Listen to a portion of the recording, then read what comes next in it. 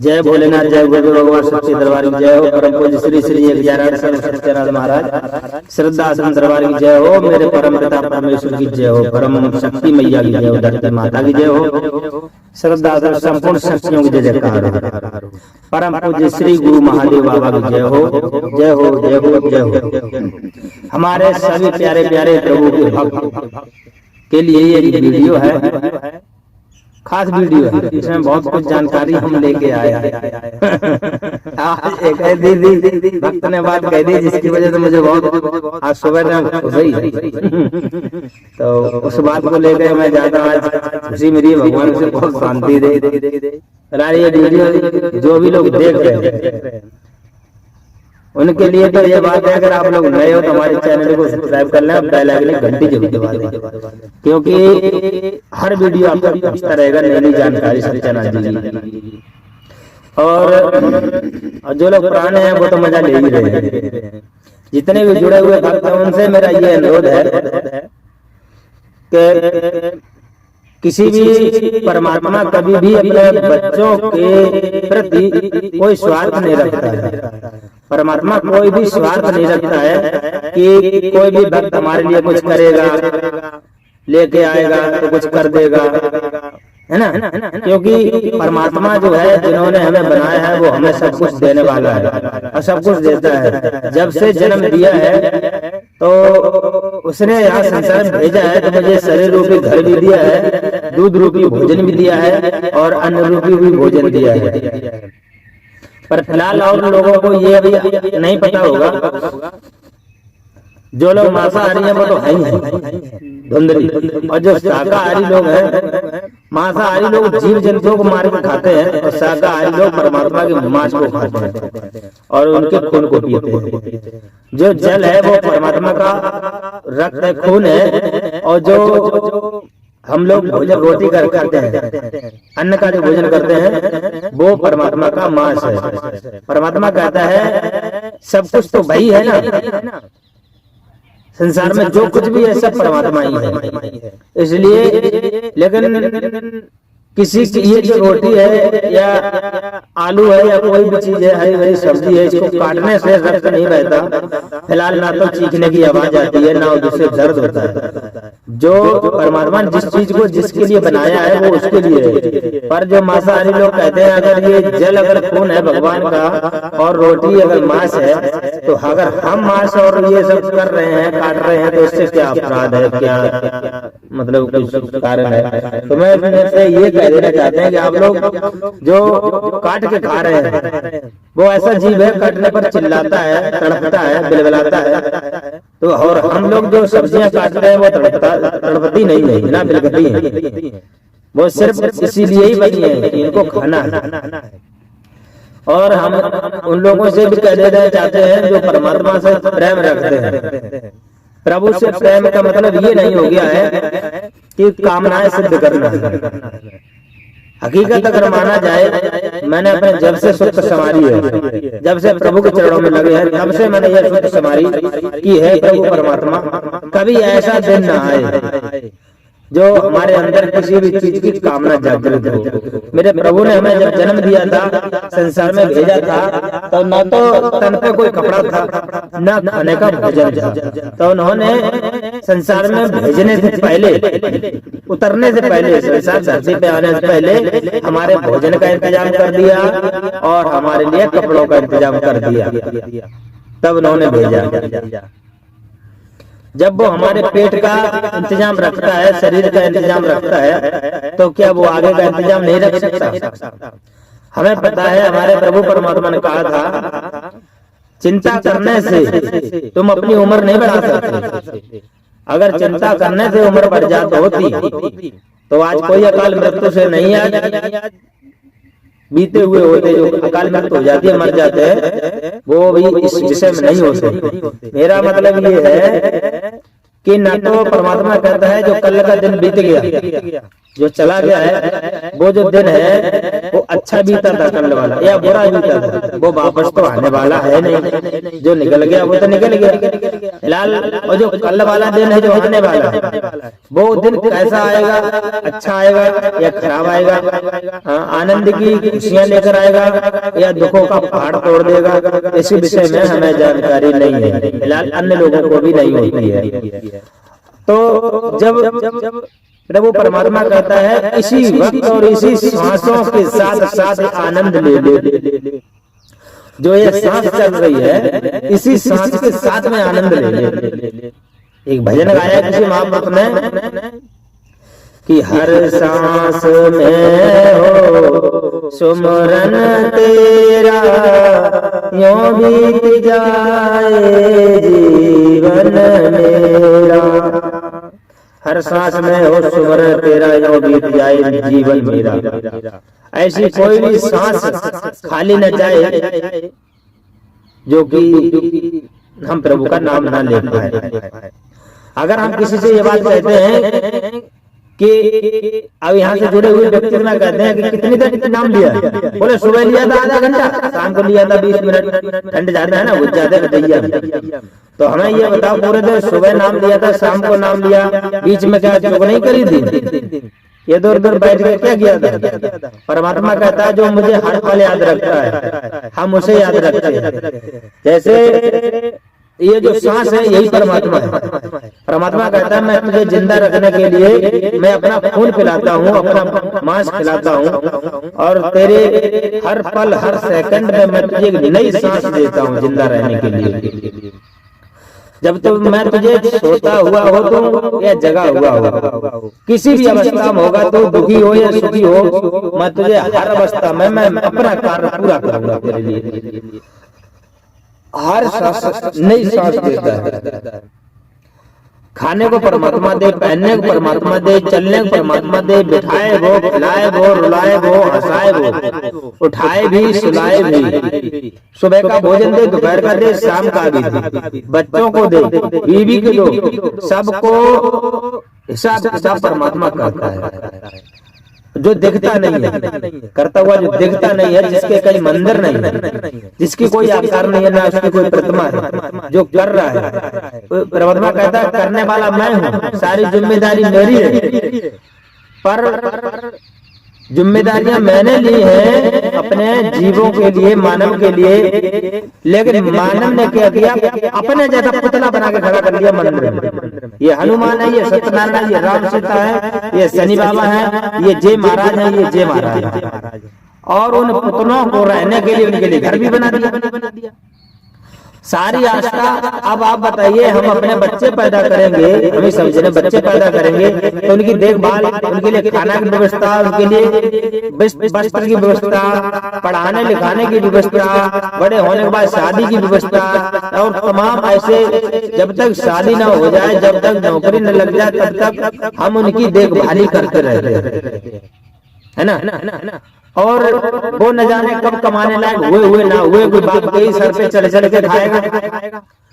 उसी तरह हमारे बने हुए देवी देवता जिन्होंने हमने स्वयं जन्म दिया, ये जो मूर्तियां हैं स्वयं हम लोगों ने बनाया, हम लोग उन्हें लेके आ गए, हम लोगों ने मंदिरों में उनके लिए घर बना दिया, मंदिर जैसा, और हम लोगों ने ही उस मंदिर में बैठा दिया, और हम ही लोग उन्हें लेके आए, हम ही लोगों ने घर बना दिया, हम ही लोग उन्हें लगा भी दिए, और हम ही लोग सुबह उठ गए उन्हें नवाते धुवाते, कपड़ा पहनाते, और उन्हें भोग भी लगाते, उनके लिए घर में अंधेरा न रह जाए इसलिए दीपक भी लगा देते। अब इसका प्रमाण सीधा सीधा होता है कि इन पुतलों को पैदा करने वाले हम लोग, इनके भगवान तो हम हैं। अगर हम इनके भगवान है तो ये आस हम पर करेंगे या हम लोग इन पर आस करेंगे? अब आप बताइए, ये हमें खिलाएं या हम इन्हें खिलाएं? ये सुबह सुबह देखते हैं कि अब मेरे आ रहे होंगे पापा जी, अभी नवाएंगे हमें, और नवा करके हमारे कपड़े बदलेंगे, फिर हमारे को भोग लगाएंगे, दीपक लगाएंगे, हैं पापा जी करेंगे। और मूर्ख पापा जी जाते हैं नाना प्रकार से पूजा करते हैं, विधि विधान से, और उसके बाद शाम होती है, शाम को भी वही प्रक्रिया करते हैं। तो आप बताइए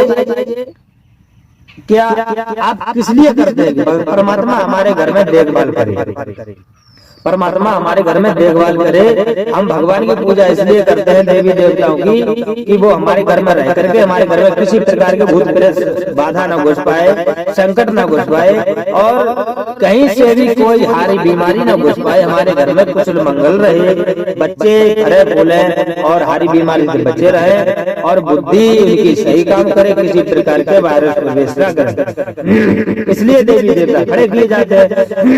कहने का मतलब ये है मंदिर जो घर बनाया देवताओं के लिए, एक घर में सिर्फ एक व्यक्ति रहता है। चार भाई अगर न्यारे हो जाए तो चारों अपने लिए अलग अलग घर बनाएंगे। तो यहाँ तो एक मंदिर में न जाने से कितने देवी देवता बैठा दिए जाते हैं। जब देवी देवता बैठा दिए जाते हैं तो आप बताइए वहाँ पर देवता रहेगा कि भूत रहेगा? भगवान कहता है मूर्ख प्राणी, मैंने तुझे सबसे बढ़िया मानव बनाया, तू जाकर के सीधा घर में घुस गया, जाकर रजाई में वो बच्चों के साथ में, मुझे मंदिर में छोड़ दिया ठंड में, ऊपर ताला भी मार दिया, कुंडी मार दी। अब हम जाए तो जाए का, मेरा मन नहीं होता कि अपने घर वाले बीवी बच्चे पास जाए।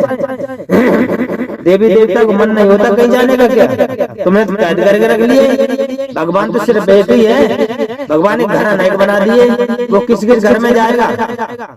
किसी पुजारी ने उसको कैद कर लिया, फिर तो और मंदिर सब खाली पड़े रहेंगे। परमात्मा कहता है हमें इन मंदिरों में कोई लेना देना नहीं। जिसकी बुद्धि इन मंदिरों में है उसके पास भूत प्रेत चांडाल मजाक चांडाल यही बात करेंगे, परमात्मा नहीं होगा। क्योंकि परमात्मा ने घर बनाया, ये सुंदर घर बनाया, इसमें हर चीज की शक्ति है। परमात्मा कहता है ये घर ना सजाया, मेरा खुद का मंदिर ना सजाया तो मैं तेरे हाथों से बना हुआ मंदिर में मैं वास नहीं करूंगा। क्योंकि और एक बात और कह देता है कि जिस महापुरुष ने तुझे मेरे तक का रास्ता बताया, जिस महागुरु ने तुझे मेरे तक का, मेरे जहाँ बैठने का या मेरे होने का जिसने ज्ञान कराया, तूने अगर उसकी बात को नहीं माना, उसके बातों पर न चले, उनकी बातों पर विश्वास न हुआ, तो मेरे पे विश्वास नहीं कर सकता, मेरे से प्रेम नहीं कर सकता। क्योंकि उसी के मुख से परमात्मा अपने भक्त के मुख से ही बोलता है, जब भी बोलेगा उसी के मुख से बोलेगा। और परमात्मा पहले इतनी कड़ी कड़ी सच्चाई परीक्षा ले लेगा, मूड भर खड़ा कर देगा। बोलता है दुनिया असत्य में, पाखंड में पड़ी है, प्रदर्शन में पड़ी है, तो तू मेरे पीछे क्यों पड़ा है? मैं तो दिखता नहीं, सबको खाने पीने का इंतजाम करता हूँ, मेरा कोई रूप नहीं है। उसका रूप एक वो आनंद है जिसको एक बार आनंद मिल जाए फिर उसके बाद उसको कुछ भी पाने की इच्छा नहीं रहती है। मेरा परमात्मा कहता है दुनिया उन भूतों के पीछे पड़ी है, तू भी पड़ जा, मेरे पीछे क्यों पड़ा? तो वो किसी न किसी बाधा में डाल देगा। और जो भगवान से, भगवान के सत्संग से, उसके वचनों से जो प्रेम करेगा वो प्रभु पर सवाल कभी खड़ा नहीं करेगा। मेरे लोग ये कहते हैं कि वहाँ चमत्कार होता है, अंधे लूले लगड़े काने खुतरे तो ठीक हो जाते हैं। तुम हमारी बुढ़िया भी नहीं पकड़ते हो और तमाम तरह के दृष्टांत देंगे जिससे साबित कर देंगे कि तुम पाखंडी झूठी हो। मैं हकीकत में पाखंडी भी हूँ, झूठा भी हूँ। और जो देहाती भाषा में लोग छिनट्टा कहते हैं, छिनरा, उल्टे सीधे शब्दों में उन्होंने मेरे को घोषित भी कर दिया है। क्योंकि यहाँ वहाँ बहनें बहुत आती हैं, इसलिए उनको कहना है वहाँ पर वो लेडीज बहुत घेर के बैठती है। जबकि देखा होगा हम लेडीज में बैठते भी नहीं है, माता बहनों में हम नहीं बैठते, फिर भी उन्होंने मेरे को इनमें घोषित कर दिया। मैं उन लोगों से भी ये कह देना चाहता हूँ कि भाई जिसके अंदर जो चीज भरी होगी वो वही निकालेगा। आपके अंदर कुकर्म भरा होगा तो आप कुकर्मी बोल पाएंगे, अंतर और कुछ नहीं। चोर जहाँ भी बैठेगा वो चोरी करने का ही नजारा देखेगा, छिनरा जहाँ बैठेगा वो छिनरिया ही काम करेगा। और सत्संगी भक्त होगा जहाँ वो भक्ति ही काम करेगा और कुछ नहीं करेगा। चिलम वाला चिलम ढूंढेगा, दारू वाला दारूबाज ढूंढेगा, अमली अपने अपने इंसानों को ही ढूंढता है। ठीक है। और हमारे यहाँ तो मैं ऐसी कड़ी भाषा रखता हूँ जो लोग अपने आप से भाग जाए। हम नहीं चाहते मेरे पास। मेरे परमात्मा ने जब हमसे कहा था कि बेटा मैं सिर्फ इसी सांस का आनंद दूंगा तुझे, इसी सांस का आनंद ले और जिस चीज की जरूरत होगी समय पर मैं उसे दूंगा। तो मैंने एक बार कहा प्रभु लोग पढ़े लिखे हैं, सब जने बड़े बड़ी नौकरी कर रहे हैं। परमात्मा बोला जो बिना पढ़े हैं वो मुख्यमंत्री बने हैं, जो बिना पढ़े हैं पढ़े लिखे कतई नहीं वो बड़े बड़े मंत्री बने हैं, और जो सारी डिग्रियां पास करके जो अपने घर बैठ गए खेती सब बेच के वो उनके संतरी बने। पढ़े लिखे संतरी, बिना पढ़े मंत्री। तो बोलेगा तू टेंशन मत ले, तेरे खाने पीने का इंतजाम मैं जिम्मेवारी लेता हूँ, सारे संसार की जिम्मेदारियां। परमात्मा कहता है कि जिस व्यक्ति ने मेरी भक्ति की और मेरे सारे पे चल रहा है, जिसे मैं जो चीज का ज्ञान दे रहा हूँ जिस तरह का वो उस पर ज्ञान पे चल रहा है, तो वो कभी धोखा नहीं खाएगा। और जितने परमात्मा के बने हुए नियम हैं वो उसका पालन जरूर करे। जो पालन से एक डग भी नीचे उतर रहा है, एक कदम भी हट रहा है, तो वो कच्चा है। एक बार एक लड़की थी, तो वो लड़की कुछ आगे अपने जीवन में लाइफ में कुछ करना चाहती थी। उसकी शादी हो गई, ठीक है, उसकी शादी हो गई। शादी से पहले क्या है, उसका कहीं लव चल रहा था, लव। तो जब लव चल रहा था तो किसी लव वाले ने जिसके साथ लव चल रहा था वो कर्म करके पेट में बच्चा आ गया। उसने इज्जत को बचाने के लिए उसकी हत्या कर दी, गोली काट दी। उसके बाद शादी हो जाने के बाद पढ़ी लिखी तो दी बुद्धिमान, शादी हो जाने के बाद बोलेगा हमें अभी लाइफ में बहुत कुछ करना है, अपना करियर बनाना है। फिर उसके बच्चा आया पत्नी को मिलने से, फिर उसने फिर गोली खा दिया, बोलेगा अभी मैं इन झंझटों में नहीं पढ़ूंगा।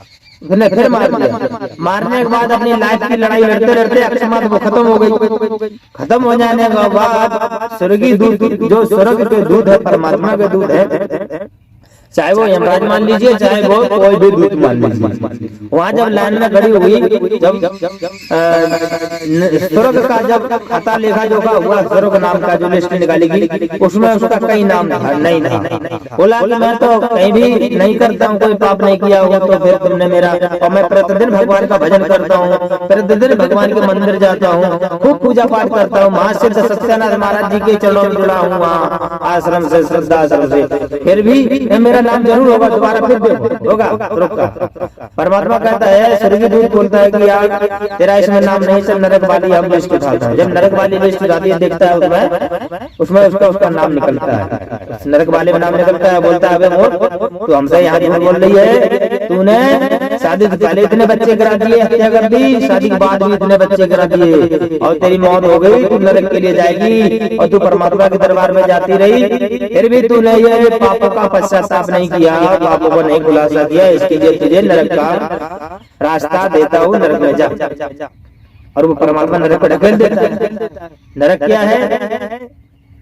गरीबी, महागरीबी, महादुख, दरिद्र गरीबी, अर्थात जहाँ पैंतन झांकने को सही से कपड़े नहीं मिलेंगे, हो सकता है भोजन भी नसीब ना हो, घर भी नसीब ना हो, कोई साधन भी ना हो, अंधे लूले लगड़े काटे गुजरे बहरे हो करके वो कहीं भी ढकेल देगा जमीन में। हो सकता है किसी जानवर योनि में डाल दे, हो सकता है किसी पक्षी योनि में डाल दे, हो सकता है किसी भी जीव योनि में डाल दे।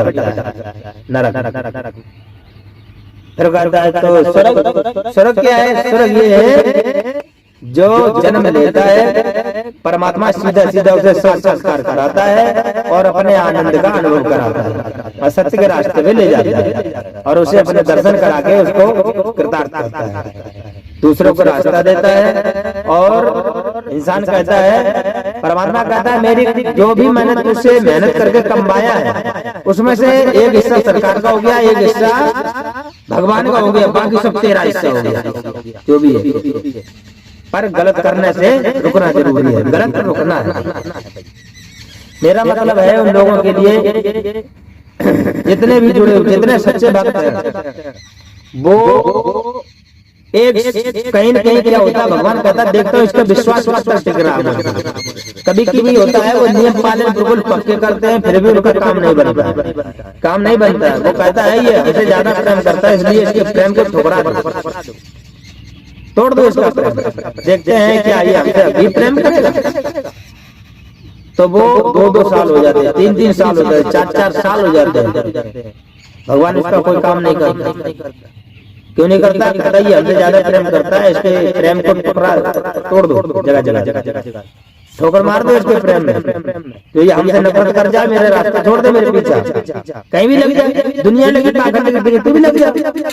लेकिन जो सच्चा भक्त होता है कोई सवाल खड़ा नहीं करेगा परमात्मा का, कोई भी जानता है कम से कम तू मिल गया मुझे, यही मेरे लिए सबसे बड़ी भाग्यशाली है। मैं इसी यही मेरे लिए बहुत बड़ी चीज है, जो साक्षात्कार सत्य प्राप्त हुआ, असत्य नहीं, पाखंड नहीं।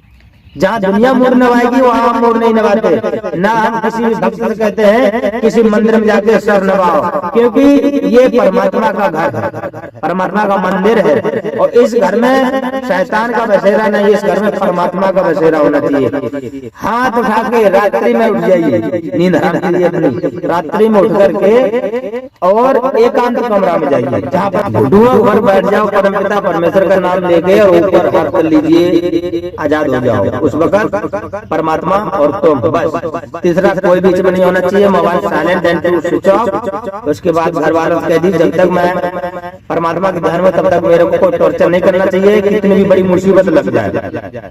उस वक्त पिता परमेश्वर स्वयं आपके पास आएगा, और पिता परमेश्वर अगर दर्शन देगा, आप पर जल्दी कृपालु हो गया तो उसके दर्शन हम पहले से ही आभास करा देते हैं, जिससे आप भ्रम मत पड़ जाना कि कौन आ गया। सफेद कपड़ों में होगा ऊपर तो नीचे तक, और सफेद दाढ़ी होगी, सफेद बाल होगी, और एकदम इतनी मनमोहक चेहरा होगा, उसका इतना आनंद, इतना तेज बीच होगा कि आप देखकर चकित रह जाओगे, बस कुछ बोल ही नहीं पाओगे, सारा आनंद वहीं मिल जाएगा। ठीक है, जब भी आप हाथ ऊपर करके परमात्मा से बोलना है, परमपिता परमेश्वर आपने जो मुझे जीवन मानव योनि में दे करके मेरे को कृतार्थ किया है, परमपिता परमेश्वर आपको बहुत बहुत धन्यवाद। और जन्म हुआ तब से लेकर के अभी तक आपने हमारी जिंदगी बस कुशल से कटवाई है, परमपिता परमेश्वर इसके लिए धन्यवाद।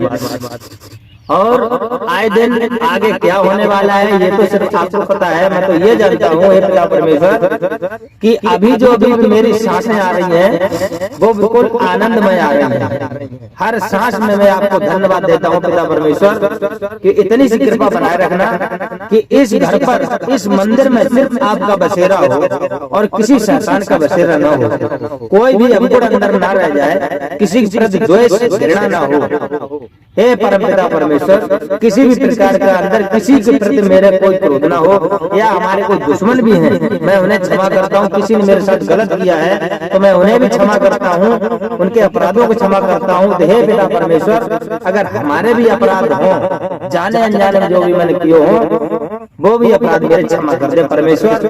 मैं आपको बहुत बहुत धन्यवाद देता हूँ परमेश्वर, और आपका आशीष मुझे प्राप्त हो, मेरे माता पिता को हो, मेरे बच्चों को हो, और जो बहू रानी हो या जो भी घर से हो, बधू घर परिवार पे आपका आशीष प्राप्त हो, सब पर आपकी कृपा हो, बच्चे सब बुद्धि उन्हें प्राप्त हो और अच्छे रास्ते पे चले।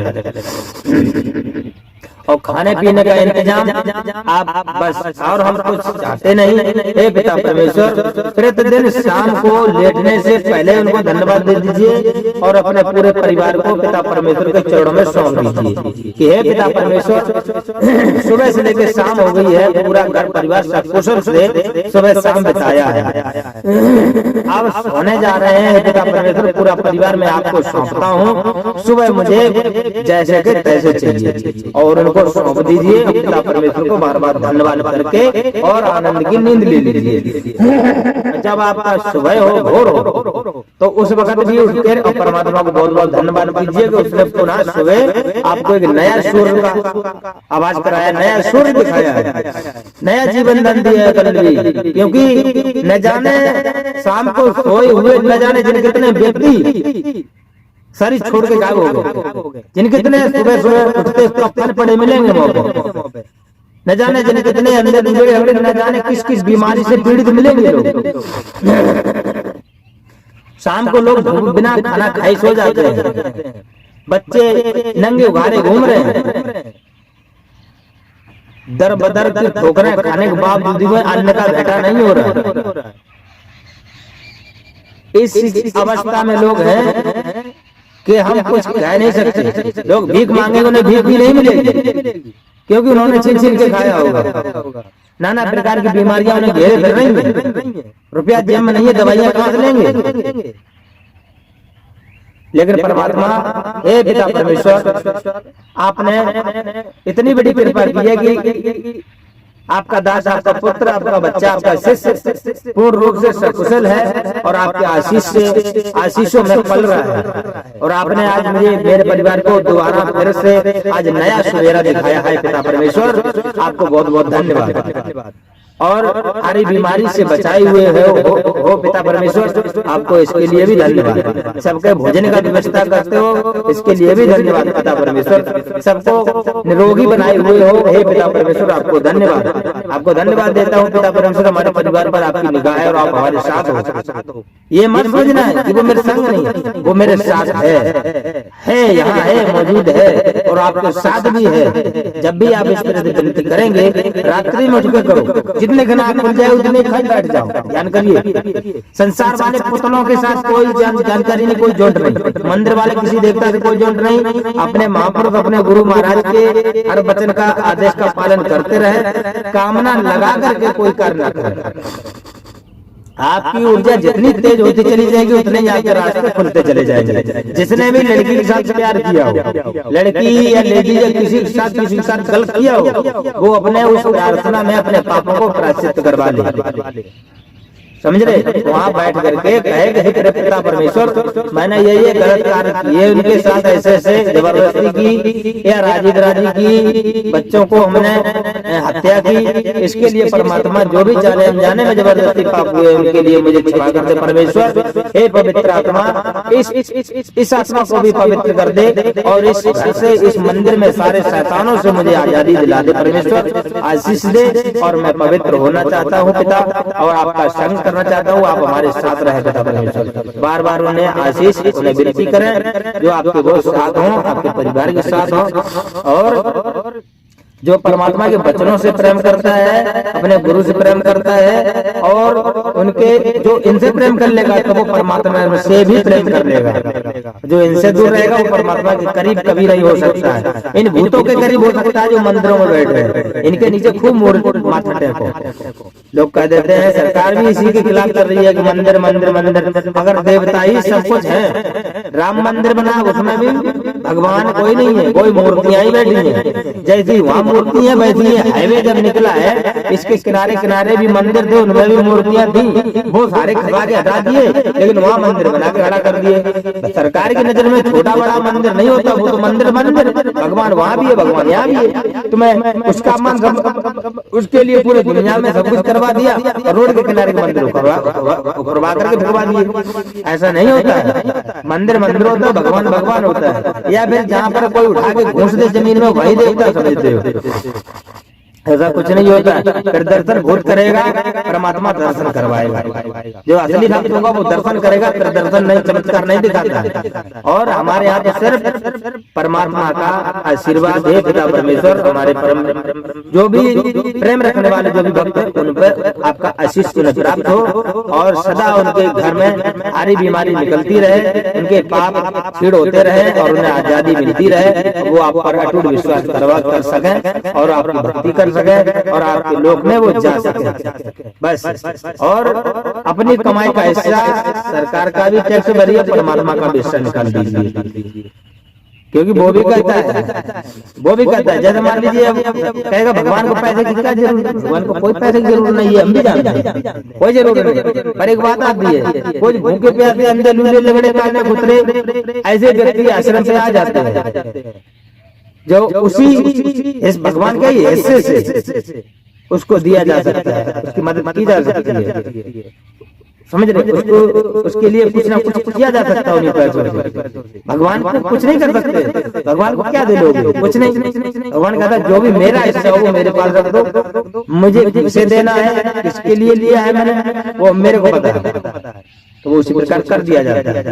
ठीक है? तो मेरा कहने का मतलब ये है कि आप लोग हमारे इस वीडियो में जितनी जानकारी मिली है, क्या क्या जानकारी पाई है, क्या आप इस रास्ते से चलना चाहते हैं पूर्ण रूप से, तो आप चलिए और कोई उंगली नहीं उठाए, क्योंकि जो उंगली उठाने वाले भक्तों पर परमात्मा अपने आप पहले से ही जानता है।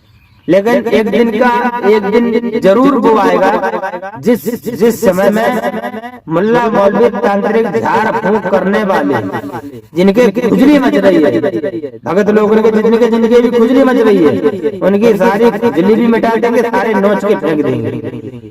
एक दिन नहीं, नोच तो अभी भी सकते हैं, लेकिन फिलहाल हम अपनी मर्यादा को उल्लंघन नहीं कर सकते। हमारे परमात्मा ने जिस सीमा की रेखा खींच दी है, उस रेखा को पार नहीं कर सकते। तो मेरा मतलब ये है, लूट खगोर और उल्टा सीधा जो भी कर्म करने वाले तांत्रिक हैं, एक दूसरे के कहवे से या किसी के रिश्वत से, रुपया लेन देन से जिंदगी बर्बाद कर रहे हैं। खुली चुनौती है, तुमने माँ का दूध पिया हो, सत्यानाश से मुकाबला कर लेना। तांत्रिक लोग गलत करने वालों के लिए चेतावनी है, भला करने वालों के लिए परमात्मा की तरफ से आशीर्वाद, सदा खुशी रहो और आनंद से आगे बढ़ो। ठीक है। जिनके घर में भारी संकट है, जो निकलने का नाम नहीं ले रहा है, वो सारी पूजा पाठ बंद करके देवता निकाल के बाहर कर दे और परमात्मा का जाप करे सीधा। क्योंकि ये भूत प्रेत मंदिर में बैठ के, फोटुओं में बैठ करके तुम्हारी अगरबत्ती धूपड़िया बत्तादारी पाएंगी, तुम्हारे सारे नेटवर्क फेल करते रहेंगे। जब ये सारी चीज हटा दोगे तो भूत तो खाने के लिए आया था, जब इन्हें कोई चीज नहीं मिलेगी तो अपने आप निकलने लगेंगे घर से। परमात्मा नाम से खुश होता है, भूत खा के खुश होता है, और किसी तरह से खुश नहीं होता है, रगड़ा सारा बर्बाद हो जाएगा। ठीक है, वीडियो लंबा हो गया महाराज, अगले वीडियो में फिर जानकारी मिलेगी। और किसी को कोई और जानकारी चाहिए कमेंट में ठोक देना। जितने लोग ये वीडियो देखते हैं यार, जरा कमेंट में जरूर हरिओम नमः शिवाय लिख दिया करो महाराज। केवल सुन लिया और ध्यान दिया, ऐसा नहीं, कमेंट में थोड़ा बहुत लिख दिया करो महाराज। और जैसे देखते रहेंगे किसने वीडियो देखा, तो सुकून मिलता है। परमात्मा से भी कह देते चलो इन्होंने वीडियो देखी, आपका ज्ञान वहां तक पहुंच चुका है। हे परमात्मा, मैं इन जो भी वीडियो देख रहे हैं आशीष प्राप्त हो, हे पिता परमेश्वर। और भक्त लोग जो कष्ट है, कष्ट आपके पास भूत प्रेत वाले, घर से देवी देवता की पूजा बंद कर देना, परम पिता परमेश्वर के अधीन हो जाओ, आपको गारंटी से आपको आराम मिलेगा। ठीक है। जय जय प्रभु परमात्मा परम पिता परमेश्वर की जय जयकार हो। श्रद्धा दरबारी संपूर्ण शक्ति जय जयकार हो। सर्व सत्यानारायण महाराज की जय। हरिओम नमः शिवाय, हरिओम नमः शिवाय, हरिओम नमः शिवाय।